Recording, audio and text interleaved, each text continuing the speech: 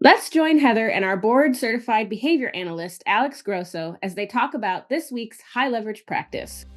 Welcome to Little Bits of TLC, the podcast where we explore the dynamic world of education. Join our host, Heather Volchko, as this season we focus on high leverage practices, HLPs. Each episode will examine a different HLP, essential strategies designed to enhance teaching and improve outcomes across various educational settings. These practices focus on collaboration, assessment, social, emotional, behavioral support, and instruction, benefiting all K-12 students. I hope you're ready to be both challenged and inspired, because this season is all about mastering the HLPs. This is Little Bits of TLC. Looking for something that actually fits your life? TLC University is here for that. Each week, we spotlight something different.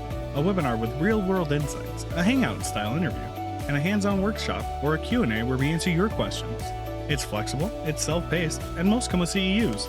So whether you're looking to grow, reflect, or just listen in, there's something here for you. And it's all in one place. university.thresholdlearning.org. That's where you'll find show notes, professional blogs, a full catalog of ACE-accredited courses, and downloadable resources. It all just keeps growing. So whether you're walking the dog, commuting, or taking a breather between the daily grind, TLC University meets you where you are. Head to university.thresholdlearning.org and check out what's new this week. See you then. Collaborate with families to support student learning and secure needed services. Teachers collaborate with families about individual children's needs, goals, programs, and progress over time, and ensure families are informed about their rights as well as about special education processes like IEPs and IFSPs. Teachers should respectfully and effectively communicate considering the background, socioeconomic status, language, culture, and priorities of the family. Teachers advocate for resources to help students meet instructional, behavioral, social, and transition goals.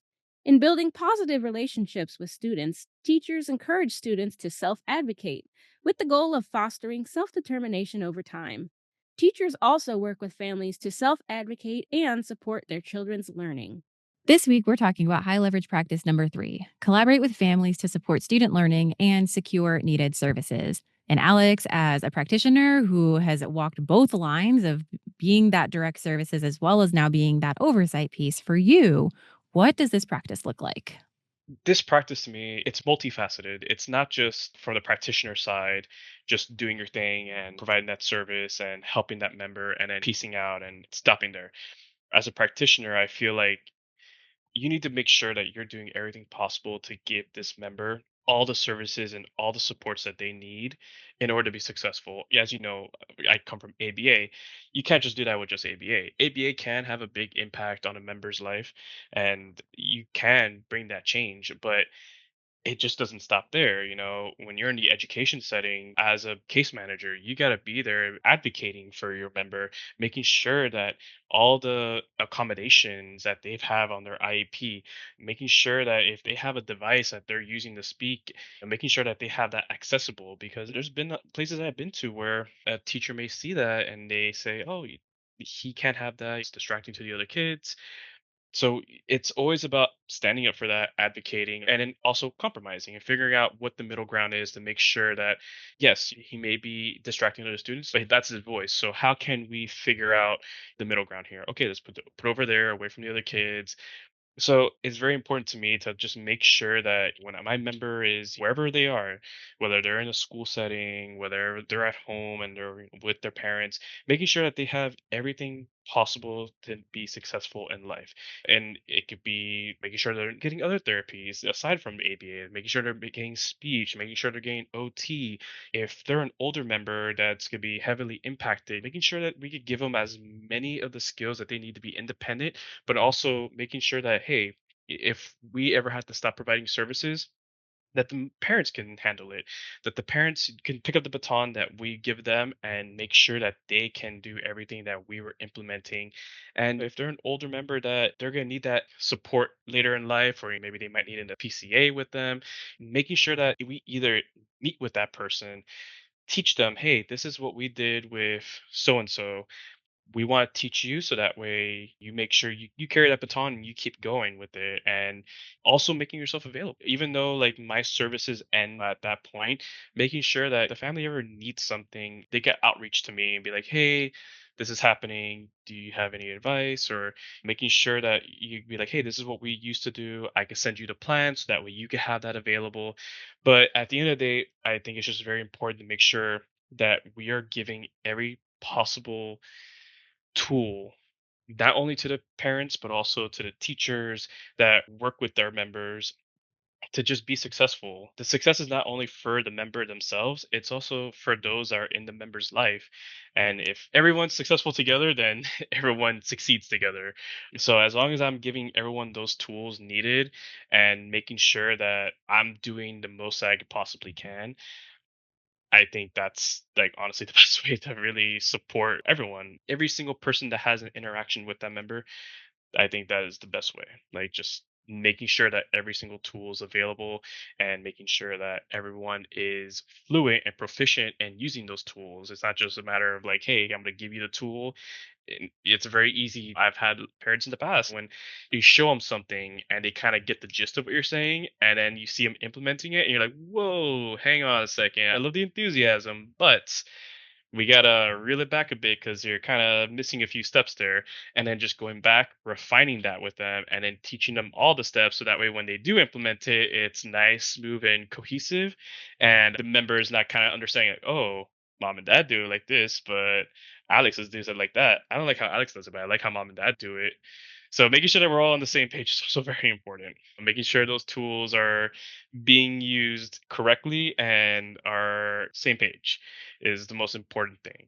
In the field, I always just do my best to ensure that we're all consistent, proficient, and if there's something that I believe that could best serve that member, if there's something that, if I'm out in the field or if I'm even doing research online and I see something that I'm like, oh my God, this would be great for so and so, but this is something that I can introduce to mom and dad, like AAC device for a member that's nonverbal, and a program, maybe mom and dad won't know what program to get. Like whatever little AAC device program, like I shoot it out. I'm like, hey, this is what this one has, this one has. These are the benefits, these are pros, these are cons. I believe this won't be the best one for him because of his fine motor skills.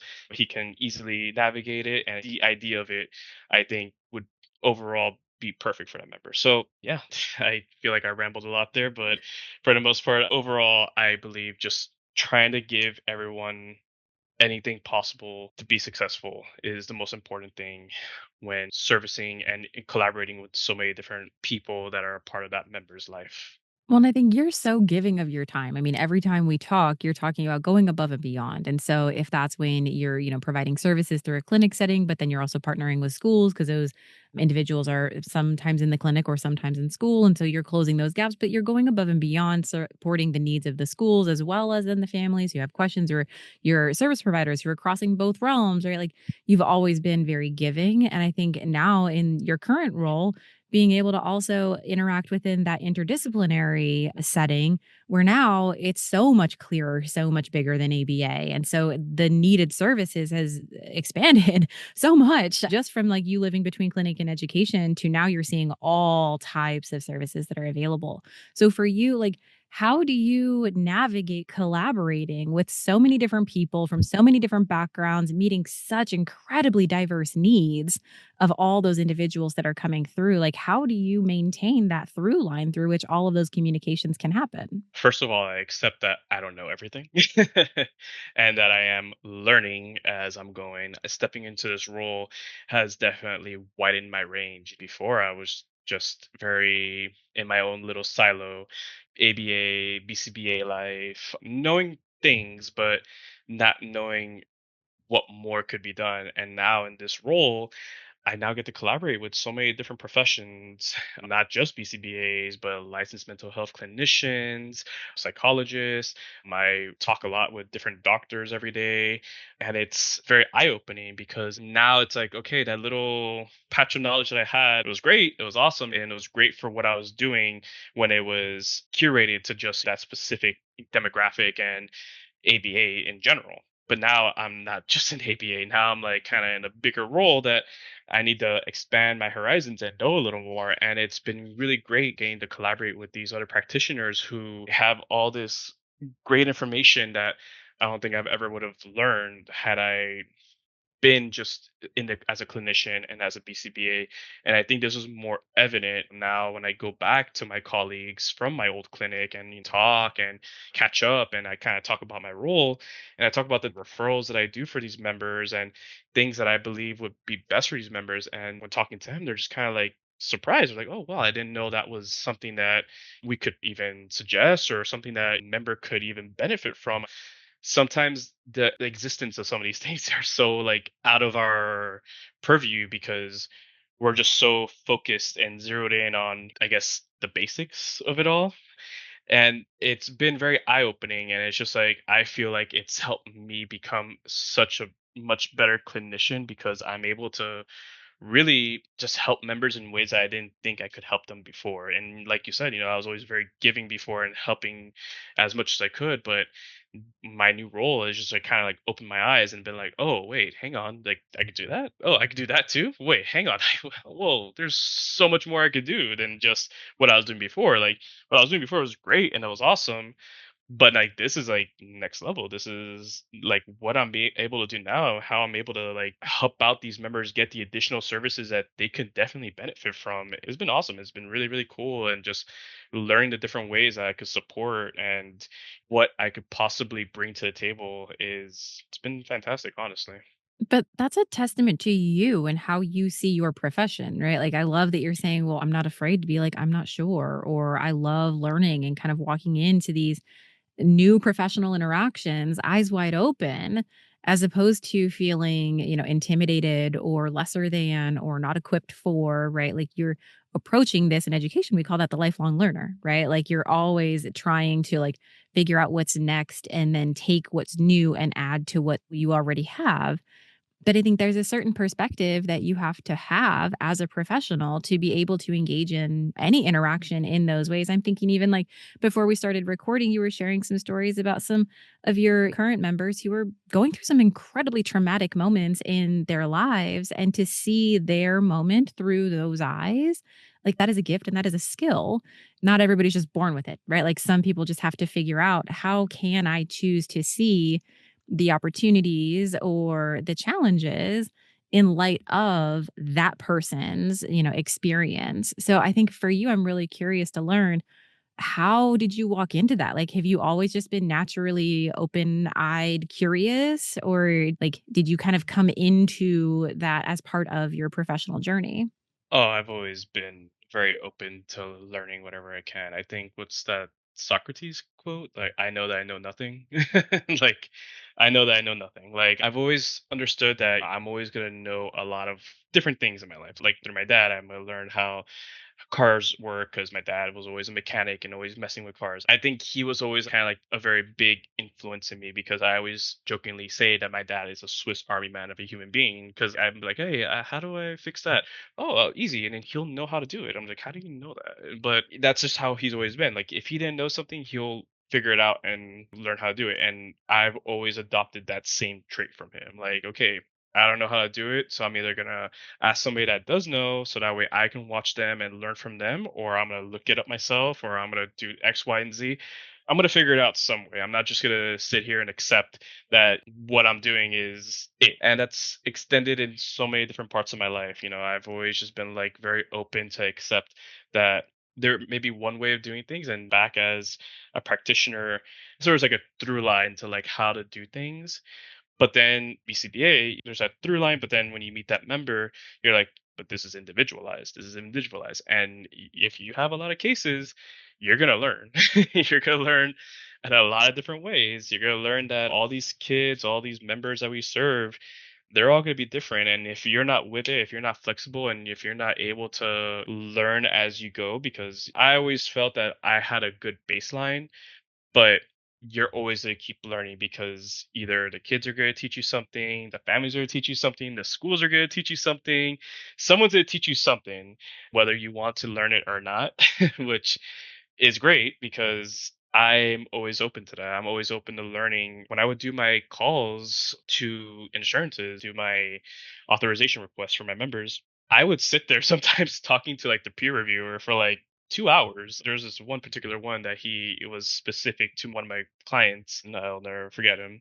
I would just sit there, talk to him for like 2 hours. We would talk about the peer review, but then like we would just start talking about so much other stuff that like he would just kind of teach me like while I was going through it, like really good information, like, and not just telling me like, oh, this is what the membership, like, yeah, you actually like was very like nice. He would sit there with me and like be like, hey, yeah, you could do this and that and come at this angle or you go this. So even in those moments, like in a moment where I was like high anxiety because I was in a peer review, I was also given this ability where like, oh cool, like I'm writing down notes. You're telling me things. I'm gonna write this down. I'm gonna keep it, and like I would learn so much. So I've always found like approaching life that way is very vital because at the end of the day, you may think you know everything, but you really don't. And I think with the way things are in the world nowadays, we're just learning as we're going because everything keeps changing, and we gotta keep rolling with everything. But how cool is that to see that as an opportunity? Because now, like, as someone who is that gateway for families and members to access services, you now even have more tricks of the trade to help them secure those needed services for whatever it is that they are, working through or trying to become part of their, life journey. That's just so neat that you then see every professional interaction as that opportunity that then just continues to create more professional opportunities to serve even more people in even better ways.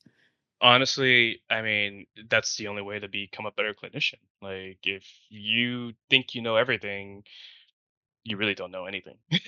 Like, even my boss, my former boss, she was so knowledgeable. It was very impressive, like how much she knew about ABA and about all these little nuances that I probably would have never learned because like she just had her finger to the pulse to everything. But even she knew that she didn't know everything, you know. Sometimes, like, funnily enough, when we started doing like group act skills, my boss, like, she knew so much, but at the same time, she's like, but you're more sociable than I am. So you should do the social skill stuff and with the group kids. And I was like, what? But she knew what her deficit was, and it also didn't stop her from sitting in on that and kind of like seeing how I would run it so that way she could be like, okay, now I want to kind of modify that and make it my own. So even someone that I looked up to and like thought they knew everything, she would look at me, she's like, no, there's things that you could teach me too, just like we're teaching each other. And I think that's a beautiful relationship right there. It's like, hey, I admire you for all the things you do, and you see the things in me that you may have deficits in, and we could teach each other. And I think that's like honestly one of the best ways to live your life is to just always know that there are people out there that could teach you so many different things that you may not even know about. Well, thank you for engaging in your profession in such an eyes wide open way. I think that makes it so much more possible to, have a breadth of things that we can consider when we are trying to figure out, what does this family need? What does this student need? How can we make those connections? Like you'll have a much wider understanding of what's possible. But then like everything that you're doing to know that that's what's happening inside of the systems that so often feel like it's so intangible and away from or outside of anything that we can directly influence. It's so nice to hear that there are people like you in the middle of all of those systems, also trying to make sense of the needs of individuals on behalf of those families, not just right now, but for long well into their lives ahead. So, thank you so much for sharing all of your expertise and kind of how you're navigating securing needed services for our students in, bigger systems that are, well beyond even where education can reach. So thank you so much. Yeah, absolutely. It's my pleasure. Our whole goal is to serve and make sure that we're helping our members get everything they need in order to be successful in life. And I will gladly do that every single day until I die. Well, thank you. Yeah, of course. Working with students who need long-term individualized support? Project Base is a 4-strand project designed for educators in self-contained classrooms serving students with low incident needs. You'll get step-by-step guidance on building a program that focuses on communication, daily routines, and real-world skill building. From setting up the classroom environment to designing personalized plans, this course helps you create a space where your students can grow and succeed in school and into adulthood. Led by Chris Zielinski and Carly Dietz, Project Base offers practical strategies, case studies, and planning tools to help you confidently support your students every step of the way. If you're ready to strengthen your program and build something that lasts, this project is your next step. If you're supporting emotional or behavioral needs in general ed or resource classrooms, Project Thrive helps you keep learning on track. And if you're in a therapeutic or alternative setting, building something from the ground up, Project Onward offers the structure and tools to do it well. Head to university.thresholdlearning.org to meet your team and begin building your home base today. Collaborating with families to shape educational decisions, a principle firmly rooted in the Individuals with Disabilities Education Act, or IDEA, is a crucial aspect of our work. As highlighted by Turnbull, Stowe, and Huerta, IDEA underscores the importance of family involvement by granting parents specific rights to participate as equal members of the IEP team.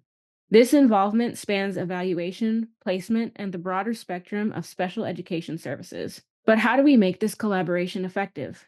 It's all about partnership.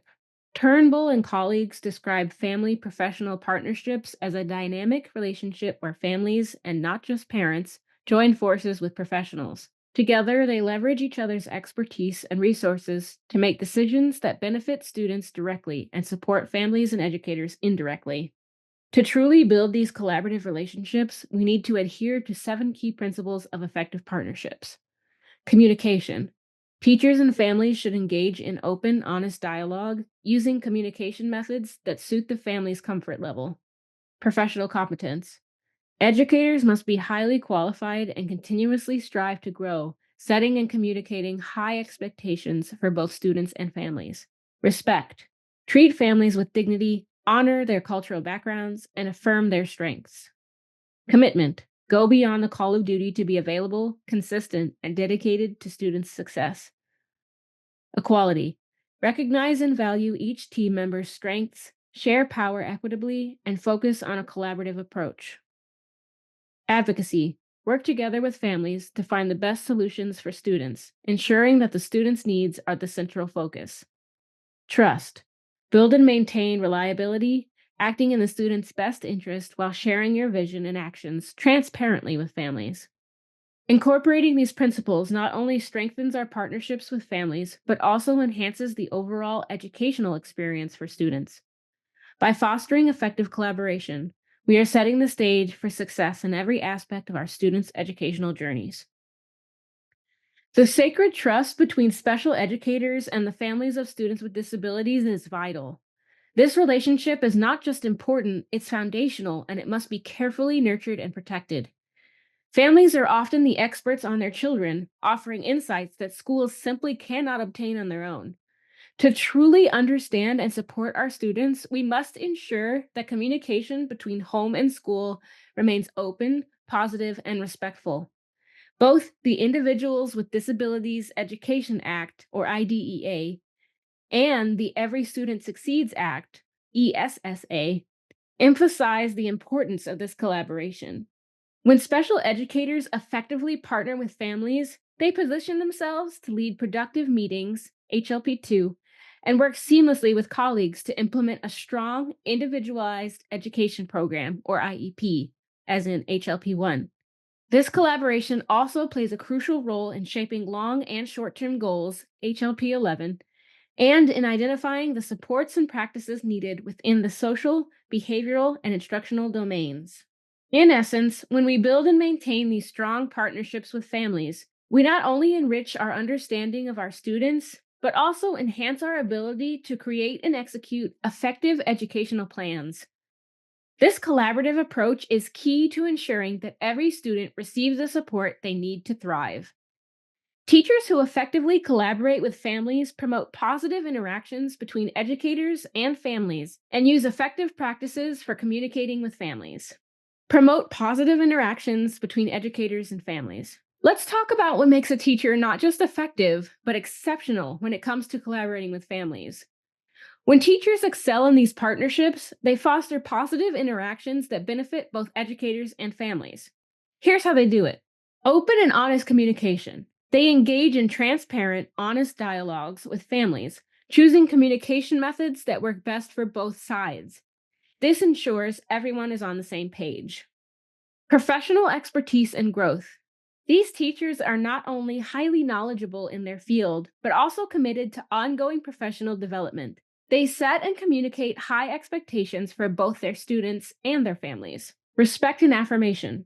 They treat families with the utmost dignity, honor cultural diversity, and recognize and affirm each family's strengths.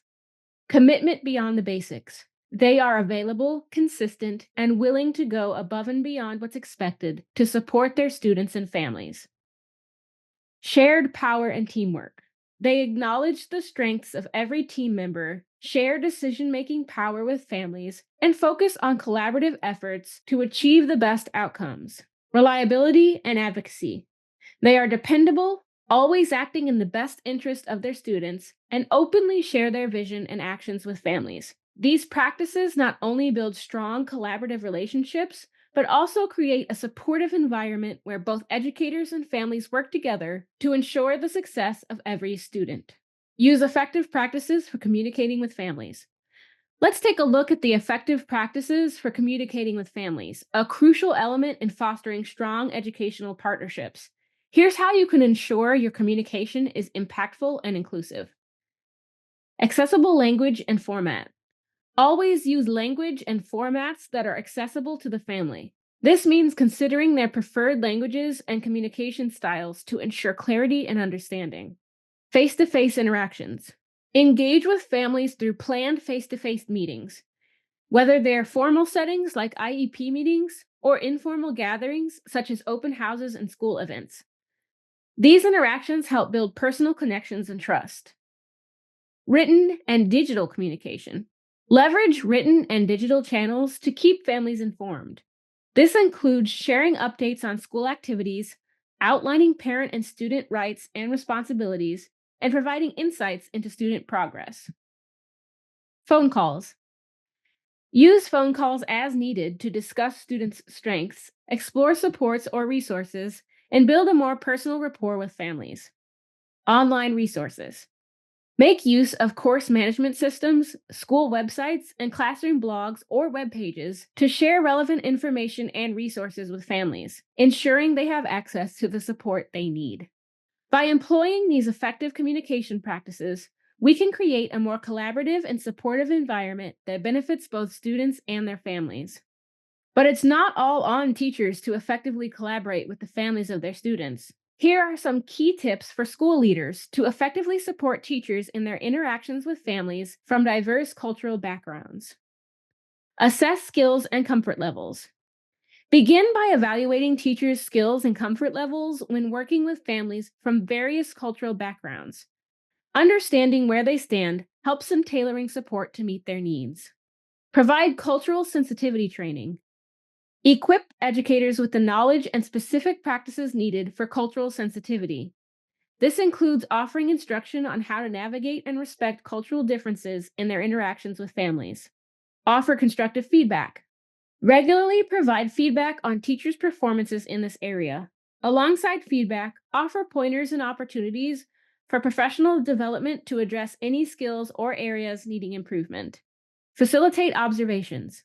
For those who might feel less confident, arrange opportunities to observe effective models of interactions with culturally and linguistically diverse families. Seeing successful practices in action can be incredibly valuable. Support with communication tools. Ensure teachers have the necessary training, resources, and support for using school websites, course management systems, and other communication platforms. This will help them effectively engage with families and share important information. By implementing these strategies, school leaders can significantly enhance their teachers' ability to connect with and support families from diverse cultural backgrounds, ultimately fostering a more inclusive and effective educational environment.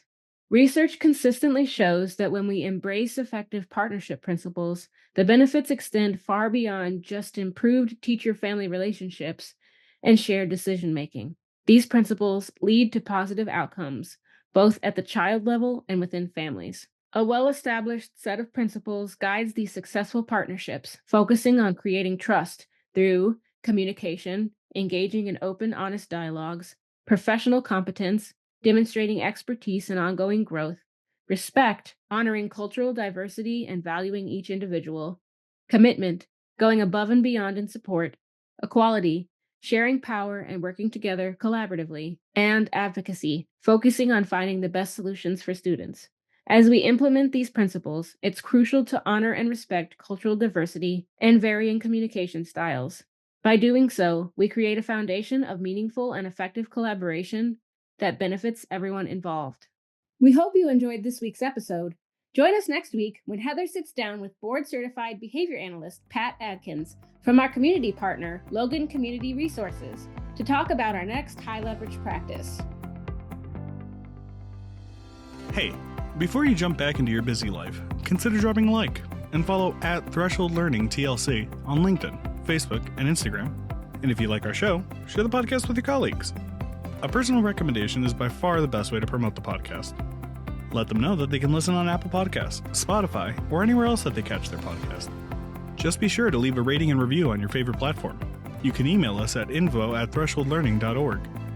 We always enjoy connecting with fellow educators and champions for educational justice. You can find everything you're looking for at thresholdlearning.org. See you there.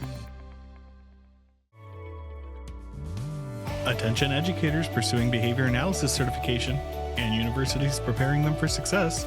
Supervision with TLC offers 100% remote fieldwork supervision designed specifically for school-based professionals. Educators can earn their hours right in their schools without leaving their classroom, all while being supported by experienced BCBAs who understand the realities of education.